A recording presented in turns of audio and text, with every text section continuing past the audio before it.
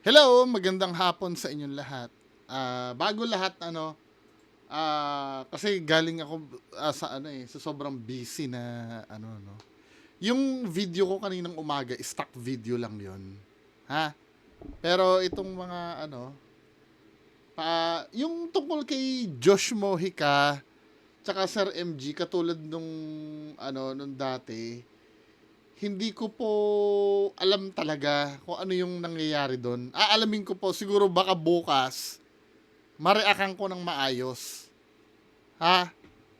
Hindi ko talaga hindi ko pa gets yun. Hindi ko pa napapanood yung video ni Sir MG doon eh.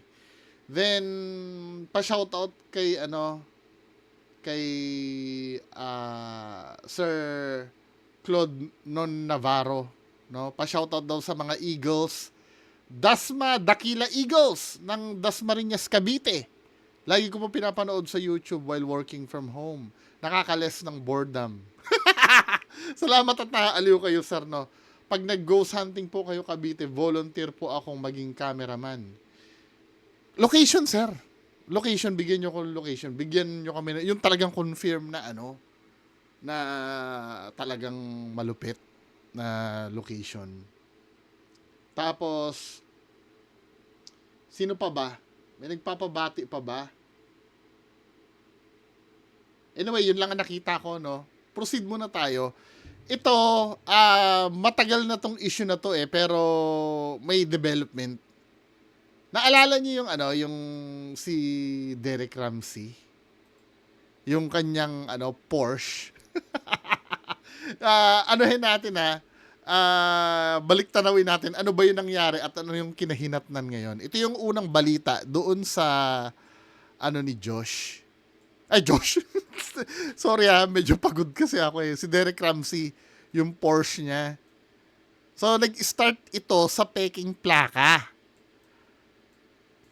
Kita mo kung saan napunta, So, play natin to, peking plaka. Okay. Samantala mga kapuso, isinuko na ng aktor na si Derek Ramsey ang kanyang sasakyan na iniimbestigahan dahil nakuha ng may peking plaka. Ayon sa Land Transportation Office, naibenta na ni Ramsey ang sasakyan sa isang negosyante na naglagay ng plakang may initials ng kanyang pangalan. Nakatutok si Maki Pulido. Ang plate number ng Porsche 918 Spyder sa social media post na ito na nakita ng mga taga-Land Transportation Office, iba sa aktual na plate number sa LTO. Dito nagsimula ang lahat no? Peking plaka. Naimbestigahan Record ng parehong sasakyan ng aktor na si Derek Ramsey. Kaya iniimbestigahan ngayon ng aktor at kanyang kaibigang si Anthony Jude Villago na nagmaneho ng Porsche gamit ang pinaniniwalaang peking plaka. Sinurrender na ng aktor ang kanyang Porsche kaya't naka-impound ito sa LTO main office habang iniimbestigahan ang kaso. Sinurrender na rin ni Villago ang kanyang driver's license. Ang paliwanag ayon kay LTO Chief Marcus Lacanilao, pinalitan ni Villago ang plaka para magtugma sa kanyang initial na AJV nang imaneho ang Porsche. Papunta daw sa isang event at syempre kumbaga gamitin ko yung term na na may yabang na dahil sa event gusto. Kasi kailangan na gano'n sa simpleng pagsilip ng plaka, nagkandalo-koloko. It's very mababaw pero yun ang kanilang ginawang dahilan. 5,000 piso ang multa sa kasong improper attachment of authorized motor vehicle license plates. Very apologetic naman pareho. Si Mr. Ramsey, pinaliwanag niya na galing siyang abroad. Meron silang internal na usapan sa kanila pareho. Umamin sila sa pagkakamali. Depende sa desisyon ng LTO Intelligence Division, posibleng suspindihin o i-revoke ang mga Hindi marirevoke yan.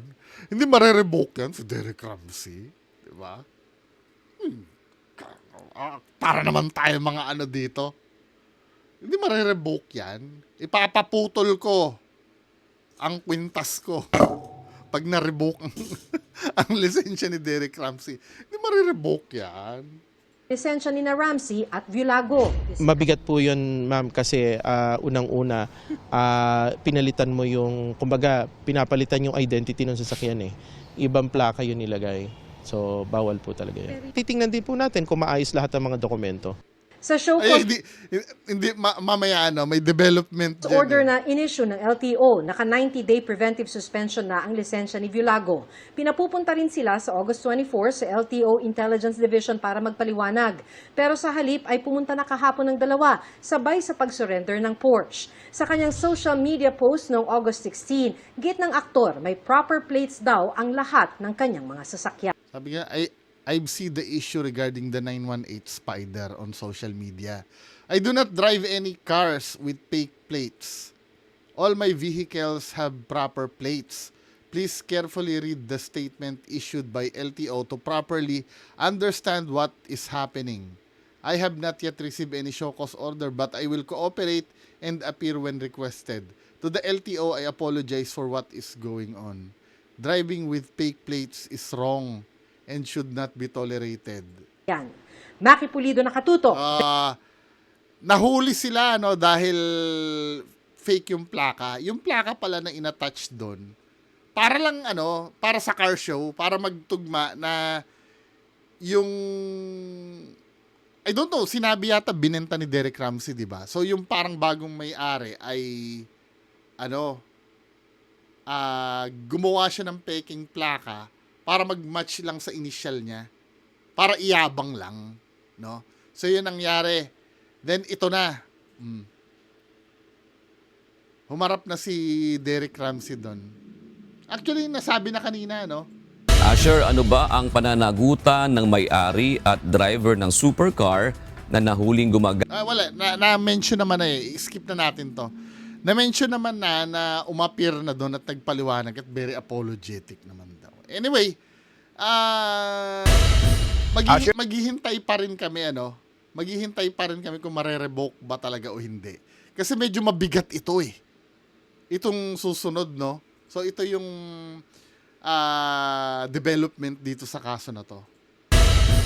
Asher, may pananagutan ba si Derek Ramsey sa panig ng LTO o BOC? 3.0 kailangan. ng supercar ay Ano nangyari? Bakit wala sa wisyo yung hindi pa rin ligtas sa pananagutan ang aktor na si Derek Ramsey na siyang kasalukuyang rehistradong may-ari ng supercar na Porsche.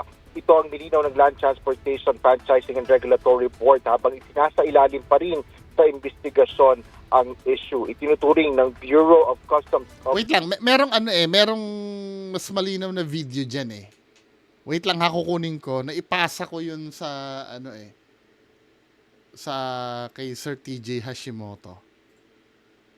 Ano natin Wait lang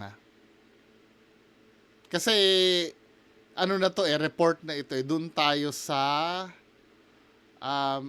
ito na pala, magsasalita ba sila? Wait lang ito na nga yun. Sorry. So, ni DOC Commissioner Ariel Nepomuceno, ginagawa ito ng mga smuggler upang pababain ang halaga ng sasakyan. So ano mas yung maliit issue? Ano ba yung naging issue doon? ng Bureau of Customs of DOC na misdeclared ang sports car nang Misdeclared. ipasok ito sa bansa noong 2021. Ibig sabihin, idineklara ang sasakyan na mas mababang klase kaysa sa totoong klase nito. Paliwanag ni DOC Commissioner Ariel Nepomuceno, ginagawa ito ng mga smuggler upang pababain ang halaga ng sasakyan para mas maliit din ang buwis na babayaran sa pamahalaan. Kasi nga, ang mahal dyan yung tax, di ba? Yung pagka bumili ka ng ganyang ganyan yung nangyari kay Diskaya. Di ba, inimbestigahan yung mga di ba naman ungas Nagyabang ng kotse Kaya ayun, yung naalala niyo may payong. Rolls Royce. Dapat ito ay Porsche Spider 918. Ang dineklara rito ay Porsche Boxster. Anong ibig sabihin nun? Ang Boxster, ang halaga nung ipinasok ito noong 2021, hindi ito bababa sa 8 to 10 million. Sabi ng iba 6 million. Pero halaga nito 10 million. Subalit, ang ginawa rito, dapat nabayaran kahit Boxster ito. Dapat bayaran rito ay mahigit 3 milyon. Ang binayaran kahit Boxster yan 1.8 million. Ito ang problema. Hindi naman yan Baxter. Ito ay Spider 918. Nung panahon na yun, ang Spider 918 ay hindi bababa between 50 to 100 million. Ay! Naku, yari ka, Derek Ramsey. Siya yung bumili ng dati, di ba? Sinabi ng BOC na kakasuhan rin ng smuggling ang iba pang sangkot sa pagbebenta ng naturang supercar, partikular na ang seller, importer, shipper, consignee at customs broker. Isa sa ilalim niya ito sa preliminary. Sa totoo lang, sasabihin ko sa inyo mga men, pili ko matagal ng ano yan eh, matagal ng gawain talaga yan eh. Minsan nga yung ano, mamaya ano, yung tatalakay, yung auction, yung kapitbahay namin dito, taga-custom yun. Mabait naman yun. Kaya lang, ang mga sasakyan nun, ano, may Tesla na siya ngayon eh. Dati nakikita ko, nung mga bago-bago pa lang kami dito, ano na rin, mga luxury na rin, pero hindi talaga yung mga matitindi. Ang mga nakikita ko na dati, mga Mustang yon. Although na sports car ang Mustang, medyo ano pa yun eh. Biglang nakita ko Corvette. Lupit nito ah. Tapos ang pinaka ano, may Porsche din ako nakita sa kanya. Yung 911 ba yon? Yung maliit lang. Tapos hindi ko alam, hindi kasi ako mahilig sa ano eh, sa kotse. May nakita ako na ano, na Mercedes din. Tapos ngayon, may Tesla siya. Although na hindi naman yung Cybertruck, no? Parang laging bago ang kotse niya. Don't know, yung mga, syempre makikichismis ako. Mga nakakainuman nun. May kinikwento yun na ano eh, yung sa auction daw eh. I don't know kung ano yung hiwaga na nangyayari doon sa auction na yan. Kaya feeling ko dito, pag ipinasok sa auction to, sila rin naman ang makakabili niyan eh. Diba? Investigation kung saan ipatatawag din si Ramsey na dadaan sa due process o kaukulang Naku, proseso. yari. Kung magpapakita ng dokumento ang may-ari na siya ay biktima lang din sa issue, ay hahabulin ang nagbenta nito. Hindi. Kasama sila doon. Parang ano eh, no? Hinahanapan na mailigtas sila Derek Ramsey. Diba? Kung common sense ang pag-uusapan, alam naman ni Derek Ramsey yung halaga niyan at alam niya yung kailangan bayaran dyan. Bakit sasabihin na hahanapan na sila ay biktima? Diba? Tinan mo sabi ng reporter. May-ari na siya ay biktima lang din sa Kagaguhan, diba? Halata mong ano, tinan mo ha? proseso.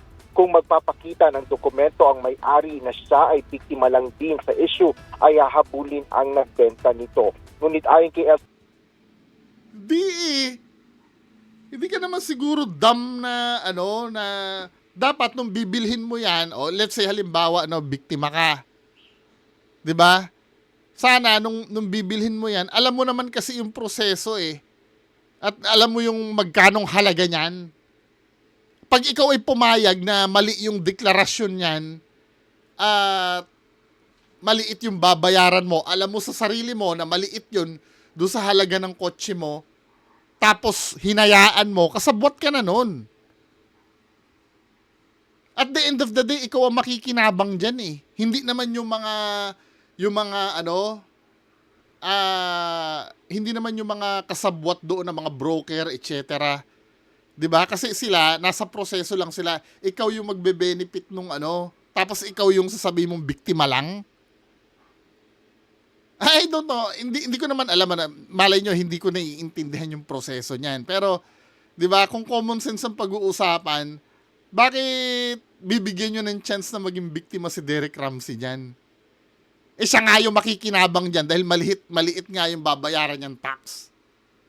Dahil kung hindi siya yung makikinabang, kung siya yung biktima, igigiit talaga ng mga custom na na malaki talaga ang babayaran niya. 'Di ba? Well, depende pa rin sa pagpapaliwanag. Tingnan natin kung anong paliwanag. Pero bullshit yon na sasabihin mo, titingnan kung biktima yung yung buyer.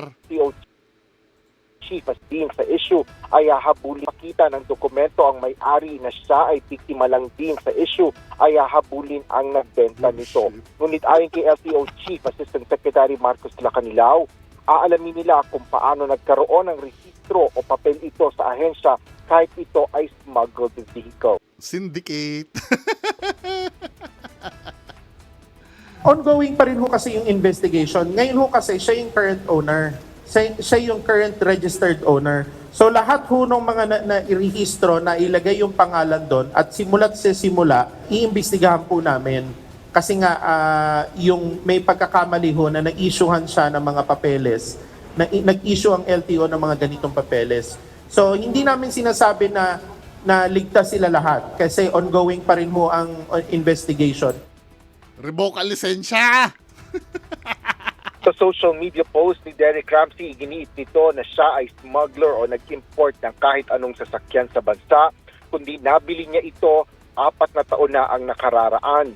Wala niya siyang ideya sa issue nito ngayon at nabili niya ito in good faith at naniniwalang maayos ang dokumento nito at legal. Pwede ang nangyari.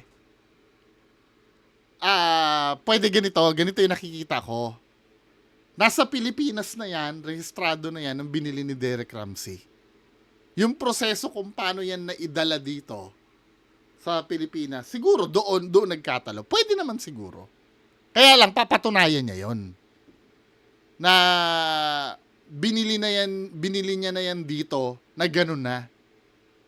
'Di ba? Ang iniisip ko kasi kanina, yan ay in-order niya sa ibang bansa yan, tapos dinala dito, tapos hinokus-pokus nila yung papel, 'di ba?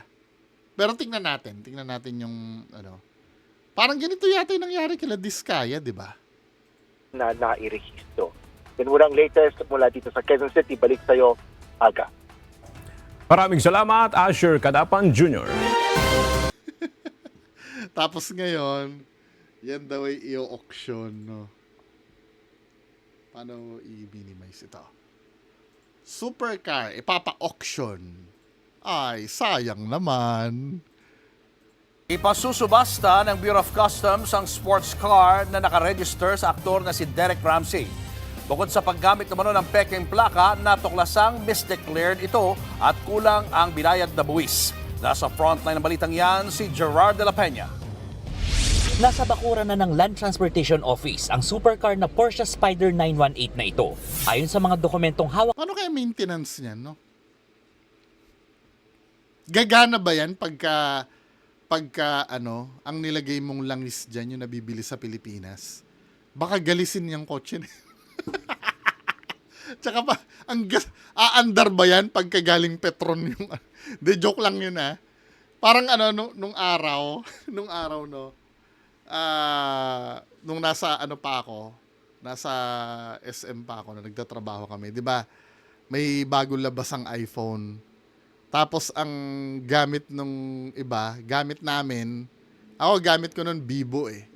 Tapos merong kaming kaopisina na bagong bili yung iPhone. 'Di ba? Syempre dahil high-end yung iPhone, ang mga joke namin, kapag ba tinext kita gamit yung cellphone ko na Vivo, matatanggap ba ng iPhone? Wala lang. Yun din ang ko dito. Yung gasolina ba galing Petron, matatanggap ba niyan? Hawak ng LTO, pagmamay-ari ng aktor na si Derek Ramsey, ang limited edition na sports car. Nabisto itong gumagamit ng peking plaka habang dumadaan sa Start sa plaka no? EDSA. Nang busisiin ang dokumento ng sasakyan, napag-alaman ding kulang pala ang ibinayad itong customs duties. 2021 nang ipasok ito sa bansa ng isang importer mula sa United Arab Emirates. Pero sa halip na... galing UAE. Kasi yung mga doon, no? Yung mga prinsipe doon, nanonood ako kay kay yung sino ba yon? Supercar Blondie. Puro galing Middle East din yung inaano eh. Kasi yung mga prinsipe doon mahihilig sa ganyan, di ba? Porsche Spyder 918, Porsche Boxster ang nasa papeles ito. Ang Boxster ay nagkakahalaga ng 7 hanggang 10 million pesos. Samantalang ang Spyder naman ay nasa 75 hanggang 100 million ang halaga. 100 million. Kahit na, let's say sabi mo, bilyonaryo ako. Sa bagay, bilyonaryo ako no? Pero kung halimbawa magkakaroon ako ng budget para dyan, biyos pa rin ako. Let's say na mayaman ako, biyos, laspagin ko lang biyos. Di pagka, bili uli akong bago. Importante naman, makakarating ka lang sa paroroonan.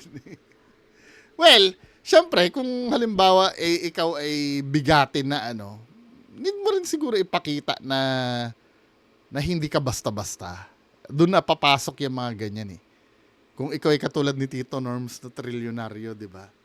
Sa mga level ko, hindi ko pa maiintindihan yan kasi syempre hindi ko naman pangangailangan ang magkaroon ng Porsche na 918 Spyder Hanggang bios lang talaga.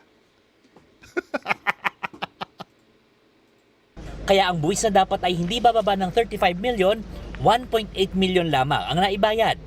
Ang misdeclaration, maganda lang yan sa Ingles.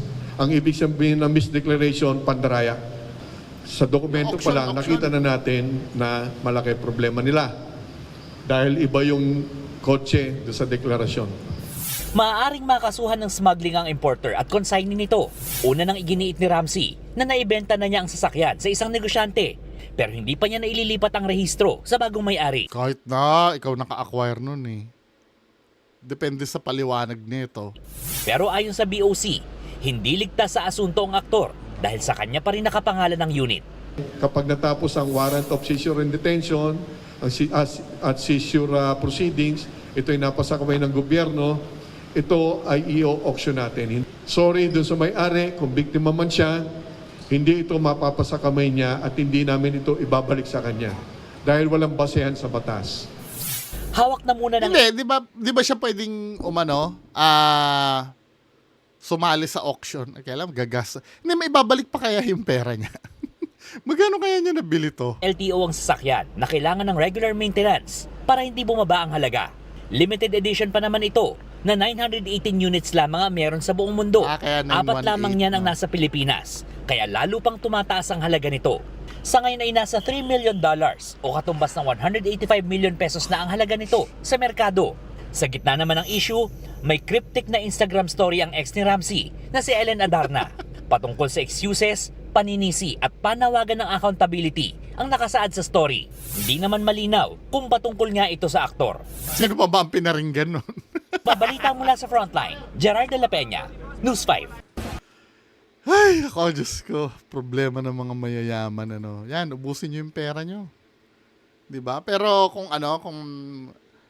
flood control yung galing yan, abay, kayang-kayang bayaran yung buwis dyan, di ba? Yan lang. Anyway, kita-kita ulit alas 4 mamaya, pag-uusapan naman natin yung kay Ivana Alawi.